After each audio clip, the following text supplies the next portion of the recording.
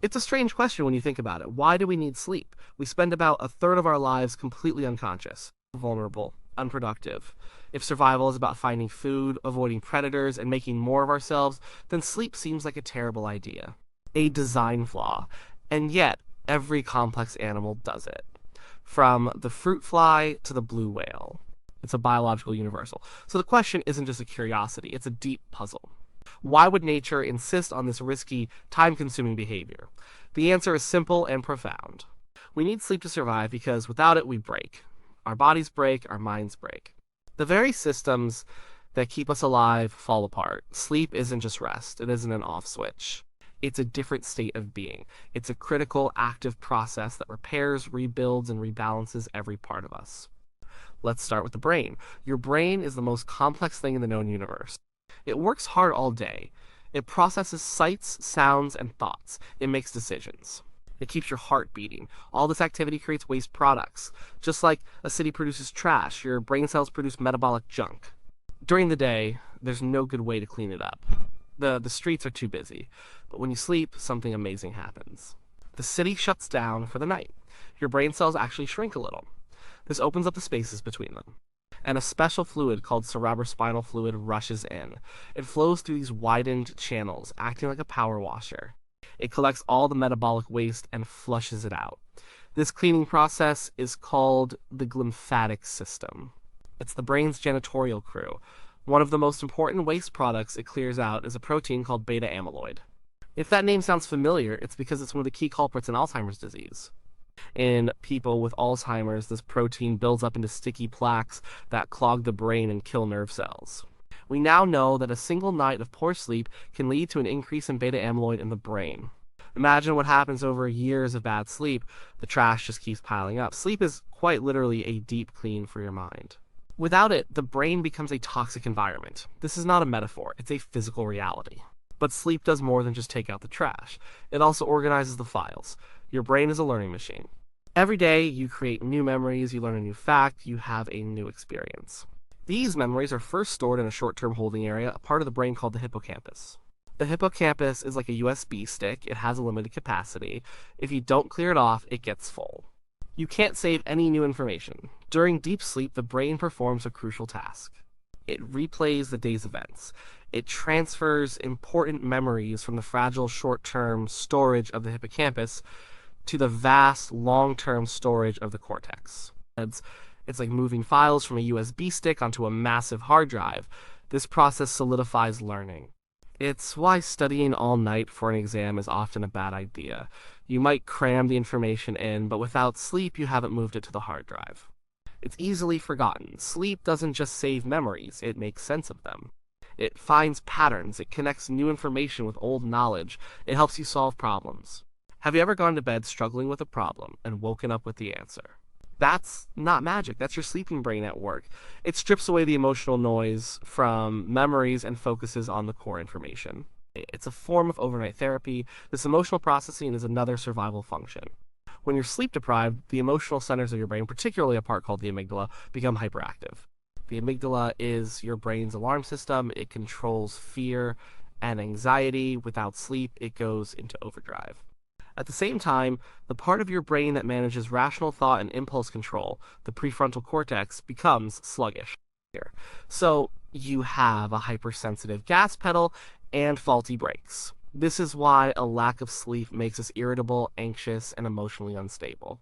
We overreact to small things. We make poor decisions. A well-rested brain is a calm and rational brain. A tired brain is an anxious and impulsive one. This has huge implications for survival, whether you're trying to navigate a complex social situation or decide whether to run from a shadow in the dark. So the brain needs sleep for cleaning, for memory, and for emotional stability. But what about the rest of the body? The need for sleep is just as critical for your physical health. Let's talk about your immune system. Your immune system is your body's army. It fights off invaders like bacteria and viruses. Sleep is when that army trains, rearms, and deploys. During deep sleep, your body produces proteins called cytokines. Some of these cytokines are essential for fighting infection and inflammation. When you don't get enough sleep, you produce fewer of these protective proteins. Your army is smaller and weaker. This is why you're much more likely to catch a cold when you're run down. Studies have shown this clearly. People who get less than 6 hours of sleep a night are over 4 times more in danger of catching a cold than those who get more than 7 hours. Sleep also improves the effectiveness of vaccines. When you get a vaccine, your body needs to mount an immune response to create antibodies. If you're sleep deprived after getting a shot, your body produces a much weaker response. The vaccine is less effective, so sleep is a cornerstone of your defense against disease. Chronic sleep loss leaves your gates undefended. Then there's your metabolism. Your ability to process food and regulate energy is deeply tied to sleep. Two key hormones are involved here, ghrelin and leptin. Ghrelin is the go hormone. It tells you when you're hungry. Leptin is the stop hormone. It tells you when you're full. When you don't get enough sleep, something goes wrong. Your body produces more ghrelin and less leptin. So you feel hungrier and you don't feel as full when you eat. Your body is screaming for more food. And it's not just any food.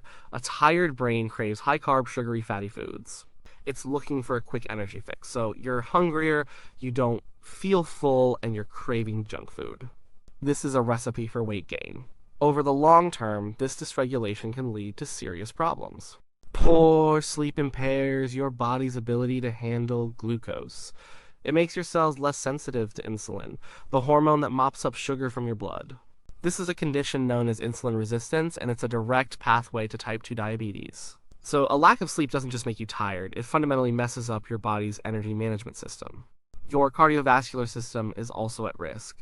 During normal sleep, your blood pressure and heart rate go down. This gives your heart and blood vessels a much-needed break. If you don't sleep enough, your blood pressure stays elevated for longer periods. Your body also releases more stress hormones like cortisol. This combination of high blood pressure and stress hormones is damaging. It increases inflammation, it hardens the arteries. Over time, chronic sleep deprivation significantly increases your risk of high blood pressure, heart attack, and stroke. Your heart is a muscle that works all day, every day. Sleep is its only chance to slow down and recover. Take that away, and you're driving it towards failure. Even physical repair and growth depend on sleep. When you exercise, you create tiny tears in your muscles. It's the repair of these tears that makes the muscles stronger. Most of this repair work happens during sleep. During deep sleep, your body releases a surge of growth hormone. This hormone is crucial for repairing tissues, building muscle, and strengthening bones. It's why athletes are so obsessive about their sleep. They know that the gains they make in the gym are actually realized in bed. For children and teenagers, this growth hormone is even more critical. They are literally growing in their sleep. So when we look at the evidence, the picture becomes clear. Sleep isn't optional. It's a fundamental biological drive, as essential as breathing, eating, or drinking. When you deprive yourself of it, you're not just making yourself tired, you're systematically dismantling your health. Your brain gets clogged with toxins, your memories fade, your emotions run wild. Your immune system weakens, your metabolism goes haywire, your heart is put under constant strain. Your body can't repair itself. This explains why extreme sleep deprivation can be fatal. The world record for staying awake is about 11 days. The man who did it, Randy Gardner, experienced severe cognitive and behavioral changes. He had hallucinations, paranoia, and memory lapses. Lab rats deprived of sleep died within a few weeks. Their bodies just give out. They lose the ability to regulate their temperature, their immune systems collapse, and they develop sores that won't heal. They fall apart. But why did this bizarre, vulnerable state evolve in the first place? It seems so counterintuitive from a survival standpoint. Lying unconscious for hours makes you an easy target. There are a few theories. One idea is that sleep evolved to conserve energy. In the ancient world, there wasn't much to do at night. It was dark and dangerous. Foraging or hunting was inefficient and risky. So instead of wasting energy wandering around in the dark, it made more sense to find a safe spot, power down, and reduce your metabolic rate. Sleep was like a nightly hibernation, a way to save calories until the sun came up and it was safe and efficient to be active again. The animals that did this would have had more energy for the important tasks of the day, giving them a survival advantage. Another theory is that sleep is for restoration and repair, as we've discussed. The argument here is that the high energy demands of being awake, especially in a warm-blooded animal with a complex brain, simply aren't sustainable 24/7. The body and brain accumulate damage and waste that can only be fixed during the downtime of sleep. It's not just about saving energy, it's about paying the biological costs of being awake. The evolutionary pressure to develop a powerful brain was so strong that it required an equally powerful maintenance system. That system is sleep. These theories aren't mutually exclusive. Sleep probably evolved for many reasons. It conserves energy, it repairs the body, and it services the brain. The benefits of these functions are so immense that they far outweigh the risk of being vulnerable for a few hours. Any animal that tried to evolve away from sleep would have quickly been outcompeted by its well-rested, mentally sharp, and physically robust peers. Sleep is not a bug, it's a feature. It's a brilliant solution to the problem of how to maintain a complex biological machine. So we know why we need sleep. We know what it does. But how does it work? What's happening inside our heads when we close our eyes? Sleep isn't just one monolithic state of unconsciousness. It's a dynamic, cyclical process with different stages, each with its own purpose. The journey of sleep is governed by two main forces. Think of them as a clock and an hourglass. The clock is your circadian rhythm. This is your internal 24-hour body clock located in a part of the brain called the suprachiasmatic nucleus. It's tuned by light. When light hits your eyes in the morning, it signals the clock that it's daytime. The clock then sends signals throughout your body to be awake and alert. As darkness falls, the clock signals the release of a hormone called melatonin, which tells your body it's time to prepare for sleep. This clock creates a predictable daily rhythm of sleepiness and wakefulness. The hourglass is something called sleep pressure. From the moment you wake up, a chemical called adenosine starts to build up in your brain. Adenosine is a byproduct of your brain cells using energy. The longer you're awake, the more adenosine accumulates. The more adenosine you have, the more sleep pressure you feel. This is that feeling of sleepiness that gets stronger and stronger throughout the day. When you sleep, your brain clears this adenosine away. The hourglass is emptied, and you wake up feeling refreshed. These two systems work together. Your circadian rhythm tells you when you should be asleep, creating a window of opportunity. The sleep pressure from adenosine tells you how badly you need to sleep. When the clock says it's nighttime and the hourglass is full, you feel an almost irresistible urge to sleep. When you do fall asleep, you don't just switch off. You begin a journey through different sleep stages. These stages are broadly divided into REM, non-rapid eye movement sleep, and REM, rapid eye movement sleep. You cycle through these stages several times a night, with each cycle lasting about 90 minutes. First, you enter light REM sleep. This is the transition phase. Your muscles relax, your heart rate slows. You can be easily woken up. Then you descend into deep REM sleep, also known as slow wave sleep. This is the most physically restorative part of sleep. Your brain waves are long and slow. This is when your body releases growth hormone for physical repair. It's when the lymphatic system, the brain's cleaning crew, is most active. It is incredibly difficult to wake someone from this stage. If you are, you'll feel groggy and disoriented. Most of your deep sleep happens in the first half of the night. After deep sleep, you ascend back to a lighter stage of sleep and then enter REM sleep. This stage is completely different. Your brain becomes highly active, almost as active as when you're awake. Your eyes dart back and forth beneath your eyelids, which is where the name comes from. But your body is completely paralyzed. Your brain sends signals to temporarily shut off your voluntary muscles. This is a protective mechanism. It stops you from acting out your dreams. And REM sleep is when you have your most vivid, bizarre, story-like dreams. This stage is crucial for your mind. It's when your brain processes emotions and consolidates certain types of memories. It's the stage for creative problem solving and emotional integration. It's like overnight therapy. As the night goes on, you spend less time in deep NREM sleep and more time in REM sleep. The longest REM periods happen in the early hours of the morning, just before you wake up. We need all of these stages. They are not redundant. A full night's sleep is a delicate and complex architecture. If you cut your sleep short, you don't just get less sleep, you miss out on specific critical stages. If you go to bed late and wake up early, you might get some deep sleep, but you will be cheating yourself of vital REM sleep. This is why you can't just catch up on sleep in one long lie-in. You can pay back some of your sleep debt, but you can't perfectly replicate the lost architecture of a good night's sleep. Given how absolutely essential sleep is, it's terrifying how our modern world seems designed to destroy it. We have created an environment that is fundamentally at odds with our biology. The first and most powerful enemy of sleep is electric light. For millions of years, human life was governed by the sun. When the sun went down, it got dark. Our circadian clocks evolved in this environment. Darkness was the primary signal for our brains to produce melatonin and prepare for sleep.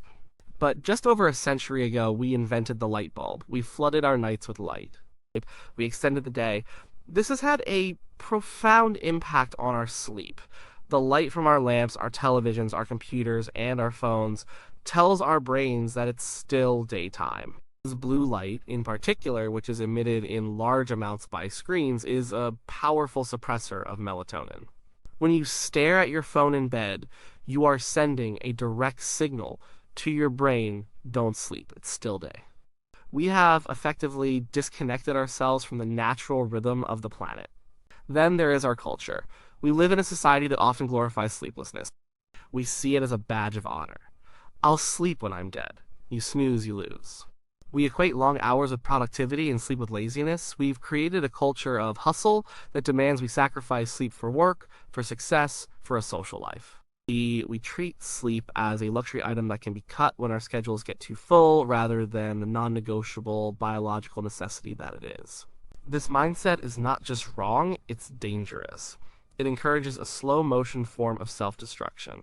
The constant stimulation of modern life also plays a role. We are bombarded with information, with notifications, with stress. Our brains are always on. We finish a stressful day at work and then unwind by watching a stressful movie or scrolling through stressful news on social media. We don't give our minds a chance to power down. Stress produces the hormone cortisol, which is the archenemy of sleep. Cortisol is the fight or flight hormone. It makes you alert and vigilant. It's designed to keep you awake to deal with a threat. When you're chronically stressed, your cortisol levels are elevated, making it very difficult to fall asleep and stay asleep. Caffeine and alcohol are two other major culprits. We use caffeine to mask our sleepiness, to paper over the cracks of our sleep debt. It works by blocking the adenosine receptors in our brain. It doesn't get rid of the adenosine, it just stops your brain from recognizing it. The sleep pressure is still building, you just don't feel it. When the caffeine wears off, the pressure comes flooding back. And caffeine has a long half-life. A cup of coffee at 3 p.m. can still be affecting your sleep at 10 p.m. Alcohol is often seen as a sleep aid because it can make you feel drowsy, and it might help you fall asleep faster. But the sleep you get is not good sleep. Alcohol suppresses REM sleep. As the alcohol wears off in the second half of the night, your body has a rebound effect. It wakes you up. The sleep is fragmented and not restorative. It's sedation, not sleep. All these factors, light, culture, stress, and substances, have created a silent sleep loss epidemic. Millions of people are walking around in a state of chronic sleep deprivation, and they don't even realize it. They think feeling tired, foggy, and irritable is just a normal part of modern life. It's not. It's a sign that their bodies and brains are not getting the essential maintenance they need to function, let alone to thrive. The good news is that we can fight back. Improving your sleep isn't about buying expensive gadgets or following complicated routines. It's about getting back to basics. It's about respecting your biology. The single most important thing you can do is to be regular. Go to bed at the same time and wake up at the same time every day. Yes, even on weekends. This regularity anchors your circadian rhythm. It helps your body know when to expect sleep and when to expect wakefulness. It's more powerful than any sleeping pill. Manage your light exposure. Get at least 30 minutes of natural sunlight in the morning if you can. This helps to set your internal clock for the day. In the evening, dim the lights in your house. Avoid bright screens in the hour or two before bed. If you have to use a screen, use a blue light filter or night mode. Make your bedroom a sanctuary for sleep.